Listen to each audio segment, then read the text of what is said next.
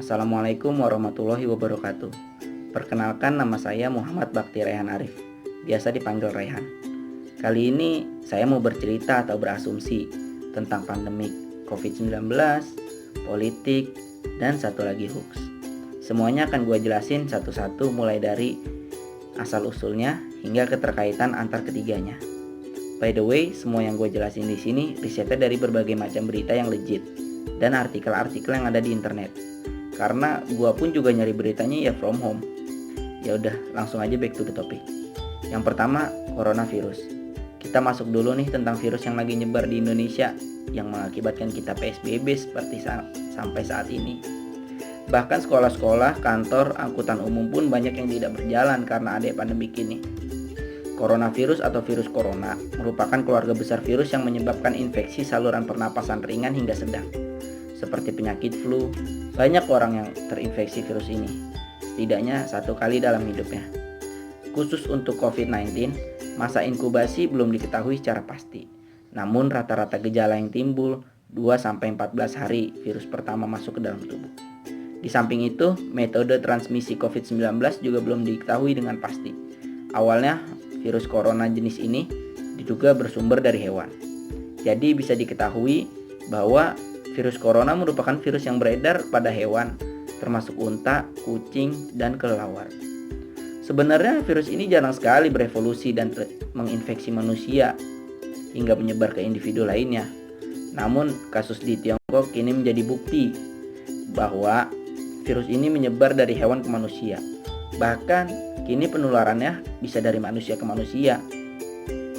Yang kedua ada politik. Kondisi politik di Indonesia sangat memprihatinkan.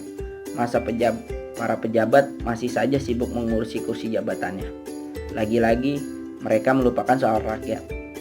Contoh mudahnya soal kasus corona seperti ini yang dijadikan alat sebagai alasan untuk melakukan pembebasan 35.000 kasus narapidana yang katanya asas kemanusiaan. Bahkan kata Bang Haris Azhar selaku Direktur Eksekutif Lokataru, selain pembebasan narapidana, revisi RUU Permasyarakatan dan RKUHP juga mau disahin. Jadi DPR ingin memanfaatkan momentum corona ini sebagai alasan agar kita nggak fokus untuk mengawal proses legislasi di sana. Kondisi ini sangat memprihatinkan. Hal tersebut masih salah satu contoh yang ada. Berbicara kondisi politik di Indonesia, maka tidak akan jauh dari sebuah kekuasaan. Politik justru seringkali digunakan sebagai alat untuk mencapai kekuasaan. Entah dengan apapun, tidak melihat rambu-rambu yang ada. Hal yang terpenting, kursi kekuasaan harus didapat. Namun kursi kekuasaan itu harus dibayar dengan pengorbanan yang besar, juga baik itu pikiran dan material. Yang ketiga ada hoax. Hoax adalah informasi palsu, berita bohong atau fakta yang dipelintir atau direkayasa untuk tujuan lelucon hingga serius. Dalam KBBI, hoax diterjemahkan menjadi hoax yang diartikan sebagai berita bohong. Dalam kamus jurnalistik, saya mengartikan berita bohong atau libel sebagai berita yang tidak benar sehingga menjurus pada kasus pencemaran nama baik. Hampir sama dengan berita bohong. Berita buatan adalah pemberitaan yang tidak berdasarkan kenyataan atau kebenaran untuk maksud tertentu. Dengan demikian, dalam dunia jurnalistik, hoax bukanlah hal yang baru. Hoax bertumbuh dan berkembang seiring dengan popularitas media sosial. Media sosial memungkinkan semua orang menjadi publisher atau penyebar berita. Bahkan berita yang dibuatnya sendiri, termasuk berita palsu atau hoax. Sekarang kita berbicara nih tentang keterkaitan antar ketiganya. COVID-19 memang sangat berpengaruh pada kondisi politik seperti saat ini. Dengan adanya perkembangan kasus-kasus positif, menjadi wajar apabila publik semakin ingin tahu mengenai seluk-beluk dari penyebaran virus di Indonesia. Soal lokasi penyebaran misalnya, dianggap perlu agar masyarakat dapat berantisipasi terhadap penularan di daerahnya. Pokoknya biar lebih gampang lah untuk antisipasi. Namun pada realitanya nih, pemerintah nggak segampang itu untuk menuruti keinginan ini. Sekretaris Jenderal Pencegahan dan Pengendalian Penyakit atau P2P Kementerian Kesehatan, Ahmad Yuryanto, menyebutkan bahwa publikasi atas lokasi penyebaran tidak perlu dilakukan oleh pemerintah karena dapat menimbulkan respon bermacam-macam. Nah, ini yang bahaya. Keengganan pemerintah untuk membuka data lokasi penyebaran COVID-19 ini tentunya tak terhindar dari beberapa kritik.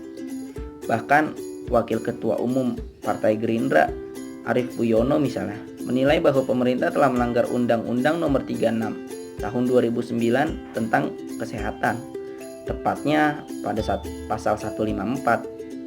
Di sisi lain, pemerintah pusat juga menilai cenderung membatasi ruang gerak pemerintah daerah dalam menangani COVID-19. Menko Polhukam Mahfud MD misalnya menyatakan bahwa pemerintah daerah tidak dianjurkan untuk berbicara mengenai penyakit ini karena informasi penanganannya dianggap terpusat di Kemenkes. Kan ini bahaya. Menurut saya ini bisa membuahkan hoax-hoax karena keterbatasan informasi yang diberikan oleh pemerintah. Komunikasi dianggap penting di tengah situasi pandemik seperti ini.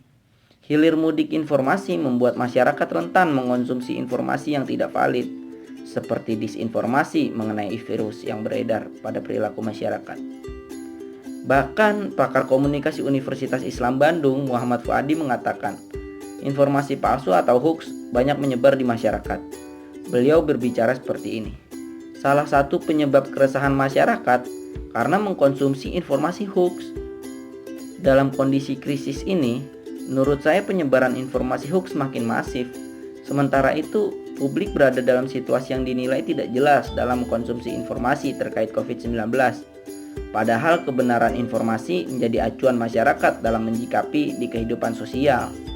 Oleh karena itu, seharusnya pemerintah menerapkan sistem informasi satu pintu. Jadi menurut kalian, siapa yang berhak untuk disalahkan tentang adanya hoax yang terjadi seperti sekarang ini? Apakah pemerintah atau oknum-oknum yang membuat hoax? Tulis jawaban di kolom komentar ya. Saya Rehan. Wassalamualaikum warahmatullahi wabarakatuh.